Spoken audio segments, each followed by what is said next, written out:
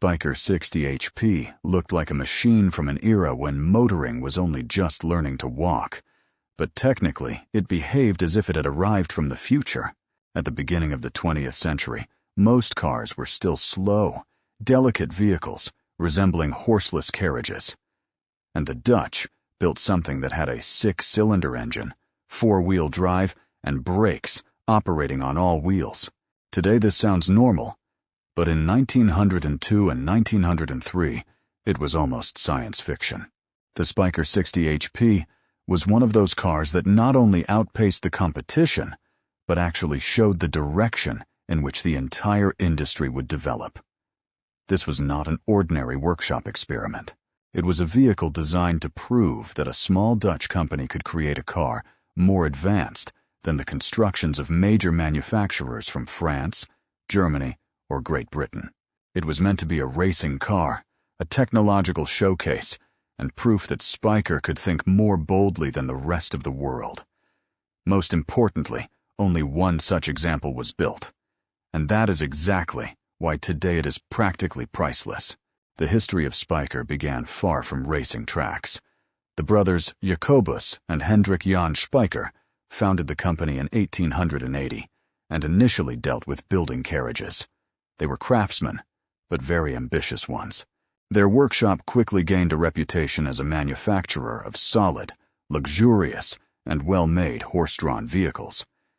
Their greatest fame came from the famous Golden Coach, prepared for Queen Wilhelmina on the occasion of her inauguration. It was such a prestigious vehicle that to this day it remains one of the symbols of the Dutch monarchy. At the end of the 19th century, however, the brothers saw that the world of transport was beginning to change. The automobile ceased to be a strange curiosity and began to become a symbol of the future. After the Paris-Amsterdam-Paris race, they became seriously interested in cars, bought a Benz vehicle, and began their own adventure with motoring.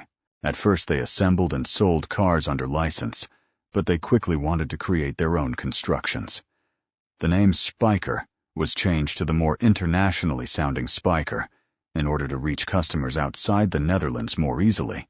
At the beginning of the 20th century, Spyker was a small company, but it acted with the ambition of a major manufacturer. The Netherlands did not yet have a developed automotive industry, so the brothers had to cope with many limitations. Parts, castings, and raw materials often had to be imported from abroad, and many elements were made in-house. Paradoxically, this forced the company into great technical independence. Spyker could not simply buy ready-made solutions, so it had to design them. A key role was played by the Belgian engineer Joseph Valentin Laviolette, who became one of the most important people in the history of the brand. It was he who had the courage to design a car that combined several breakthrough technologies in one construction. He also worked with the French constructor E.G. Drouard. The result of their work was the 60 HP model, initially created with the great Paris-Madrid race of 1903 in mind. For a young brand, participation in such an event would have been huge publicity. In an era when modern automotive marketing did not yet exist, a victory, or even simply appearing in a great race, could build a manufacturer's reputation for years. The greatest technical sensation of the Spyker 60 HP was its engine. It was an inline 6-cylinder unit, which in itself was a huge breakthrough. At that time, 1, 2, and 4-cylinder engines dominated. 6 cylinders meant smoothness, power potential, and prestige, which only later became hallmarks of luxury cars. The Spyker engine had a displacement of about 8.7 liters and was a side-valve, liquid-cooled design. The most commonly quoted output is about 60 horsepower, although various sources also mention values from 40 to even 80 horsepower. Even if we cautiously accept 60 horsepower, it was an impressive figure. In an era when many cars had a few or a dozen horsepower, the Spyker was a monster. The engine consisted of 6 separate cylinders mounted on a common crankcase. Fuel was supplied by a carburetor, while the ignition and cooling systems had to cope with a displacement that was enormous for the time. It is precisely this engine that makes the Spyker 60 HP regarded as the first car with a 6-cylinder internal combustion engine. The second revolution was four-wheel drive. Today we associate it with off-road vehicles, rally cars, supercars, and SUVs. But at the beginning of the 20th century, it was almost unimaginable. The Spyker 60 HP was the first gasoline-powered car with drive to all wheels. Earlier, experiments had been made with electric vehicles, including Ferdinand Porsche's constructions with hub motors. But Spyker used a conventional internal combustion engine and mechanical power transmission to both axles. Power from the engine went to the gearbox, and then, through a system of shafts and differentials, was distributed to the front and rear. It was an extremely complicated solution for its era. The car had a central torque transfer system and separate differentials for the axles. Thanks to this, it could make better use of traction on unpaved roads, which were the norm at the time. It must be remembered that most racing routes and public roads were then gravel, muddy, or rocky. Four-wheel drive therefore provided not only a technical curiosity, but a real advantage. In a sense, the Spyker 60 HP was the great-grandfather of rally cars before the very concept of a rally car had even been born. The third great breakthrough was brakes operating on all wheels. At the beginning of the 20th century, many cars braked very poorly. Brakes were often used only on the rear axle, or systems acted on transmission components. It was even believed that braking the front wheels could be dangerous, because those wheels were responsible for steering. Spyker went in a completely different direction. A solution was used that allowed braking force to be distributed to all wheels. At the rear, there were traditional drum brakes, while at the front, a braking system connected with the transmission and drive shaft was used. For those times, this was an extremely effective solution. At the speeds that the Spyker could reach, good brakes were absolutely necessary. The car weighed much more than light voiturettes, had a powerful engine, and could accelerate to speeds that for many drivers of the era were the limit of courage. Thanks to brakes on all wheels, it handled more confidently and safely than many competing designs. In practice, Spyker combined three things that later became pillars of modern cars: a powerful multi-cylinder engine, four-wheel drive, and an effective braking system. The gearbox was equally interesting. Many descriptions mention a transmission offering 6 forward gears and 2 reverse gears, although structurally the system is sometimes explained as a 3-speed gearbox, working with additional ranges. Regardless of the details, for that period it was a very advanced system. The driver had more options for choosing the right gear ratio than in most cars of the time. Combined with four-wheel drive, this gave the car enormous potential on difficult surfaces and climbs. However, the Spyker was not a light, simple racer. It was a complicated and demanding machine. This complexity proved to be one of its greatest problems. The car was not ready in time for the Paris-Madrid race for which it had been designed, and when it was finally completed, it turned out to be more a demonstration of technical capabilities than a practical tool for long-distance competition.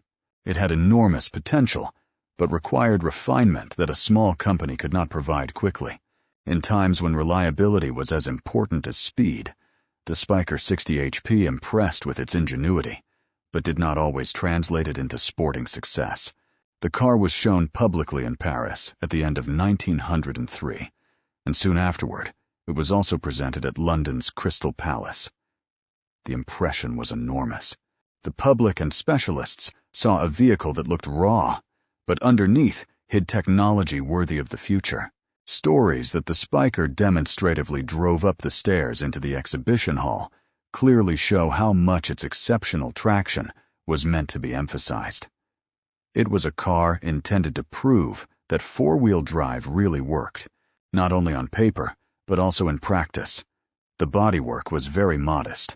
The early version had a 2-seater racing body with a small engine cover, 2 seats, and a fuel tank behind the seats. Later, the car was modified, also receiving a more practical 4-seat body, and then its appearance was returned to something close to the original. Its silhouette was not elegant in the sense of luxury limousines of that era, but it had the brutal charm of a pioneering machine. The long chassis, huge engine, large wheels, lanterns, and minimal bodywork created the image of a car that looked more like a mechanical tool for conquering the world than a vehicle for an aristocrat. The sporting career of the Spyker was short, but interesting. The car did not start in the Great Paris-Madrid race because it was not ready. That was a huge loss, because that was where it was supposed to build the brand's international fame. Later, it appeared in the races at Blackpool in 1904, where it took third place, and in a hill climb in Birmingham in 1906, where it used its four-wheel drive and won. That victory was especially symbolic. It showed that even if the Spyker was not the ideal car for classic road races, in difficult conditions, its technology gave it an advantage. Drive to all wheels allowed it to climb where other vehicles had traction problems. One could say that the Spyker 60 HP was a car built for a world that did not yet exist. It was ahead of the era of rallies, off-road racing, and four-wheel drive sports cars. If it had appeared several decades later, perhaps its potential would have been used better. In its own time, however, it was too complicated, too bold, and too expensive. The influence of the Spyker 60 HP on later models of the brand was significant. Although the experimental car itself never entered series production, many of its solutions and ideas were reflected in later constructions. Spyker began to be perceived as a manufacturer of luxurious, advanced, and very solid cars. At the beginning of the 20th century, the brand was respected especially in Great Britain and in the colonies, where durability and build quality were valued. Later models, such as the 3240, benefited from the experience gained while building the 60 HP, although they usually had simpler four-cylinder engines. Spyker tried to combine luxury, technology, and reliability. In 1907, a car of the brand completed the demanding Peking-Paris route, which further strengthened the company's reputation. Unfortunately, in that same year, tragedy struck. Hendrik Jan Spyker died in the disaster of the SS Berlin. For the company, it was a powerful blow. Jacobus withdrew soon afterward, and the enterprise began to lose momentum. Despite later attempts to save the brand, the original Spyker ceased operations in the 1920s.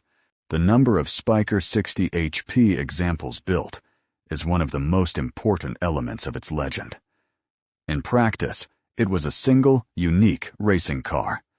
It wasn't produced in series, and no second identical example exists. It is true that Spyker later offered cars inspired by its technology, and six-cylinder road models appeared in very limited numbers, but the 60 HP itself, as a breakthrough prototype and racing machine, was one of a kind. This very example has survived to this day and is located in the Lohman Museum in The Hague. Its fate was turbulent. After the company collapsed, the car passed into private hands. Then for decades it remained in various Dutch museums and was modified. Only after it was acquired by the Lumen Collection in the 1990s did a very careful restoration begin. The work lasted about 5 years and was intended to restore the car to the condition in which it had appeared at the Crystal Palace exhibition in 1904. Today, the vehicle is one of the museum's most valuable exhibits and a true treasure of Dutch technical heritage. How much could the Spyker 60 HP be worth today? This question cannot be answered with an ordinary classic car price table, because no comparable market exists. It is a one-of-a-kind car, and its historical significance is enormous. Ordinary pre-war luxury cars can reach hundreds of thousands or millions of euros at auction. The most important examples from brands such as Mercedes, Bugatti, Rolls-Royce, or Bentley can cost many times more. The Spyker 60 HP, however, belongs to an even narrower category. It is a vehicle with 3 world technical firsts. It is the first car with a 6-cylinder engine, the first gasoline-powered car with 4-wheel drive, and the first car with brakes on all wheels. If it hypothetically went to auction, its value could easily reach several dozen, and perhaps even several tens of millions of euros. In practice, however, it is priceless.